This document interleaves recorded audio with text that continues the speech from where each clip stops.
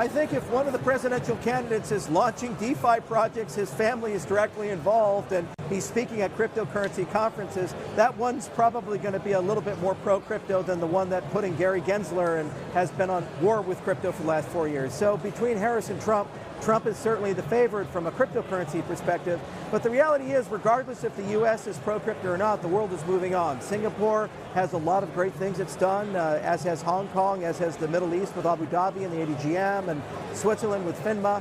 There's the MiCA regulations in the EU, the FCA, and UK is moving on. So the world, with or without America, is embracing cryptocurrencies, and as an American, it would be nice to see our country get back into the race and build things, but regardless if it is or not, it's not going to change the reality that the world will be decentralized. But on Donald Trump, as you were just saying there, is it a red flag that it appears that perhaps he's been opportunistic given his family's ventures into crypto?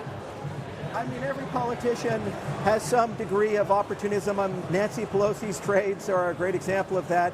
And that's what we have just come to expect and see in the American political system and how these things run. And to be honest, the president doesn't make these decisions alone. It's a broad tent, and you have to build coalitions. And what's nice and encouraging is when you talk to people like Tim Scott, or you talk to people like Senator Lummis or others, they're very open to fair regulation, and they're very open to engagement and dialogue.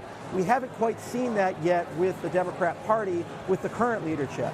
That said, there's an age divide. So when you talk to younger people in the Democrat Party, like the Ro Khannas and others, they actually are willing to engage and talk about sensible regulations with cryptocurrencies. The older guards, like the Elizabeth Warren, the Joe Bidens, we're not quite there yet. So I think eventually there will be a convergence, and Trump is Trump. He's an anomaly, and eventually he'll no longer be in U.S. politics. The enduring things are, is this good for America? And I think it's better to have fair systems that are corruption-free, that also distribute power around instead of aggregating it to multi-trillion-dollar companies that prevent people from having control.